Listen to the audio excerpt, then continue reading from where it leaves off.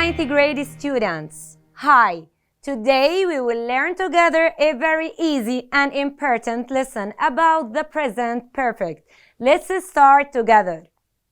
In today's class, we will learn how to use the present perfect tense in correct situations and to write a short paragraph using the present perfect when describing events that started in the past and their effects influence the present.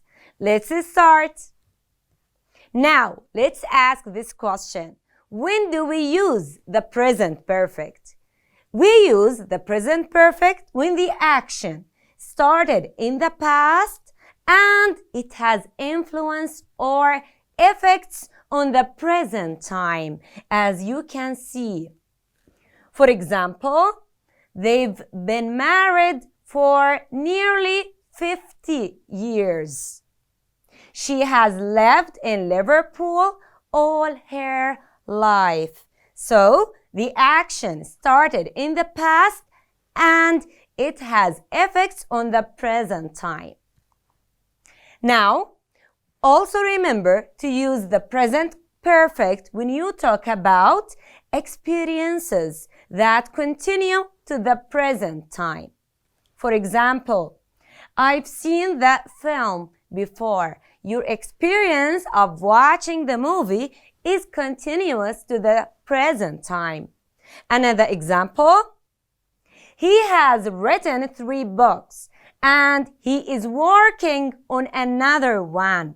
The effect is continuous and the action is also continuous to the present. He is writing the 3rd book. My last birthday was the worst day I have ever had. Let's continue. How do we form the present perfect verb? It's very easy, just pay attention. In order to form the present perfect, we use have or has depending on the subject that we have. And then we use the past participle or the verb 3 that we have learned before.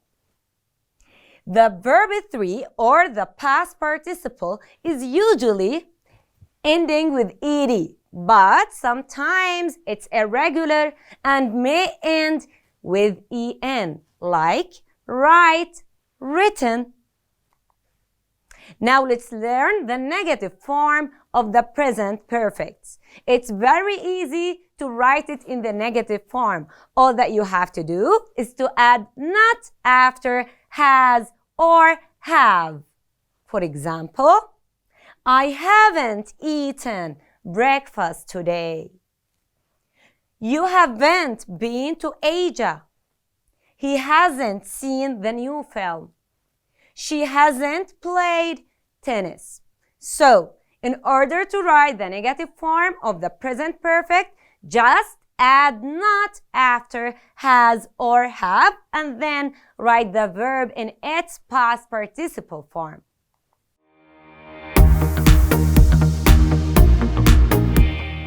Now, there are certain expressions or words that we usually use with the present perfect. And these are already, just, and yet. But pay attention. They have a slight difference in their meanings. Let's start by looking at already. Already means something has happened sooner than we expected. For example, the movie only came out yesterday, but I have already seen it. Just means a short time ago. For example, I have just seen your brother going into the bank with a gun. What about yet? Yet means something is expected to happen. It's only used either in negative form or in questions. For example, have you finished the report yet? No, I haven't finished it yet. So, yet is used with negative forms and questions. Now, let's have some practice. Let's check our understanding. All that you have to do is to put the verbs that you can see in the present perfect tense. Let's start reading the sentences and I want you to work with me. 1. I not work today. 2. We buy a new lamp. 3. We not plan our holiday yet. 4. It's a question, pay attention. Where be you? 5. He write 5 letters. 6. She not see him for a long time. 7. Be you at school? 8. School not start yet. 9. Speak he to his boss. And the last one, no, he haven't the time yet. Now let's check your answers if you have answers correctly to all the sentences. The answers: I have not worked today. We have bought a new lamp. We have not planned our holiday yet. Where have you been? He has written 5 letters. She has not seen him for a long time. Have you been at school? School has not started yet. Has he spoken to his boss? And the last one, no, he hasn't had the time yet.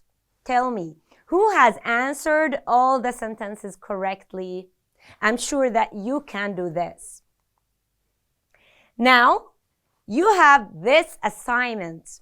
On your notebook, write sentences about your own goals, the goals that you have already achieved, and the goals that you have not reached yet.